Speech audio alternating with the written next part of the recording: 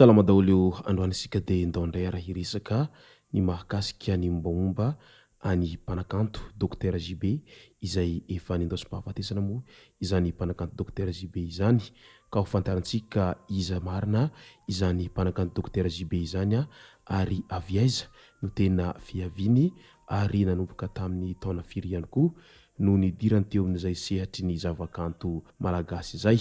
Ka izay no fakafakaina amintsika ato anatin'ity video ity ka manasa antsika rehetra anaraka an'ity video ity hatramin'ny farany. Aza dino ny milaiky ny video antsika ary tsarofa hatrany ny miabone amin'ny chaîne antsika mba ahafahanareo manaraka tsy tapaka ny video izay lefa any amin'izay sy tonga gasy toy izao ny fanaovana azy. Tsy ampendrely isika fa avy hatrany tonga dia vavany ndahoary. Mialoha ny idirantsika amin'ny pitsopitso ny mahakasika an'izay mpanakanto Dr JB izay dia tsara ny mahafantatra ireto vaovao manaraka ireto. Eo amin'ny resaka raharaha politika no asiantsika jeritodika kely tamin'ireny vanim-potoana nafampana tamin'ny 2024 ireny dia nanampy betsaka tamin'ny fitondrany Andriamatoa Andry Rajoelina Itokely Justin sy Général Richard Ravalomanana. Izy ireo ny tena nifehiny hetsiky ny fanahirana rehetra ka tsy nahafahan'ny mpanositra nanao izay hamparefo ny filoha Andry Rajoelina mihitsiny. Vao tany amin'ny volana Martsa 2024 dia efa nandray fanapahan-kevitra Itokely Justin izay ministry ny atitany tamin'izany fotoana izany fa tsy azo atao intsony ny manao famorim-bahoaka ankalamanjana ankoatra ny famorim-bahoaka ataon'ny Andriamatoa filohan'ny Repoblika na ireo mpikambana ao anatin'ny gouvernemanta. Nanomboka teo dia nifanesitra tamin'ny mpitandro filaminana avokoa ireo mpanositra nanampikasana hamory vahoaka ivelan'ny trano na dia tao anatin'ny pré-campagne ara tamin'izany fotoana izany. Nahazo lacrymogène ny timma tany Antsirabe sy ny Mahajanga, voasakana ny Mihavatoro tany Morondava, Mananjara sy ny sisa, nosakanana ihany koa ny fivorian'ny MMM tao Voemara. Rehefa nanomboka nanamatra ny hery ny mpanositra nanomboka ny volana septambra 2024 dia tsy navelany vory anatin'ny trano ihany koa. Izay no nitranga teny amin'ny Yandi bypass, ESTS Mandrimena ary Palais des Sports. Nanomboka ny 2 aogositra 2024 dia tapa-kevitra izy ireo fa hoeny amin'ny 13 mai ary teraka ny collectif des candidats. Efa tsy filohan'ny Repoblika intsony nefa i Andriamatoa Andry Rajoelina tamin'io fa Général Richard Ravalomanana izay olona atokisana hatramin'ny tetezamita no nitendreny oloholona sy nolaninina filohan'ny Sénat faran'izay haingana teo amin'ny toeran'ny Hermanina Rajafimahefa ary lasa filoham-panjakana ampisolo toerana.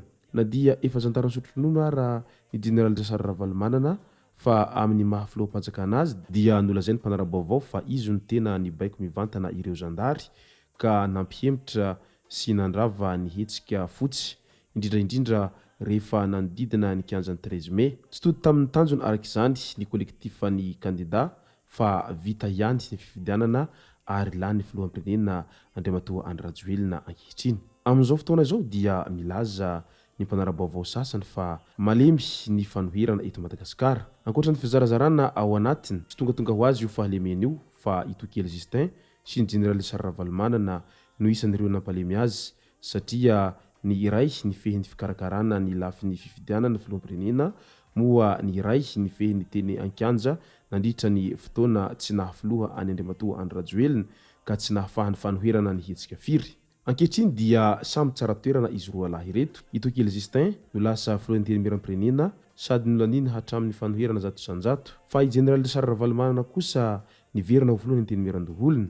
Rehefa tena jerena noho izany ny fizotran'ny tantara dia ireto lehibe n'andrim-panjakana mpanao lalàna roa ireto no tena andriankinan'ny fitondrana Andry Rajoelina izay tena niaro azy hatramin'ny 2024 toa mijanona ho fitarainana ety amin'ny tambazotran-tserasera fotsiny sy eny amin'ny hainao manjery sisa ny andry fanoherana fa tsy mahavita na masahy milatsaka eny an-dalambe intsony. Tena miasa tsara izy roa lahy ireto. Asa hanao ahoana ny toy ny tantara? arahantsika eto ara izay mety ho toy n'izay tantara izay. Andao amin'izay ara ho resantsika ny mahakasika ny mpanakanto tombolahy Dokotera JB.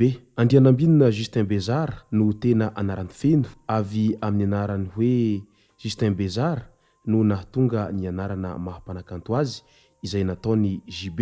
Tsy dokotera mpitsabo amin'ny hôpitaly izy na dia mitondra anarana dokotera fa noho ny sanganasany izay hoe feno hafatra sady fanabeazana ary manasitrana ny malahelo raha miheno ny hirana avy amin'ny alalan'ny hira io no anasitranany ny mpankafy azy. Izany no nahatonga izy hoe docteur sady ny famadika ny jakety ny JB sy ny dokotera JD izay Lacourbe mpanakanto koa io sady dokotera mpitsabo raha teo. Isany nahatonga izany koa ny famadia ny jakety tao amin'ny studio Marsa io. Dokotera JB teraka tao Nosy ny taona 4 Janoary 1970 ary taony nanombohany nanao an'izay lamozika izay. Tendry anorony batery maro anaka izay nataony tamin'izany fotoana izany. Tao amin'ny Vertigo Pascal izy ny taona 770 izay tao Antsoy ary tao amin'ny Le Grand Maître Tianjama kosa izy ny taona 170.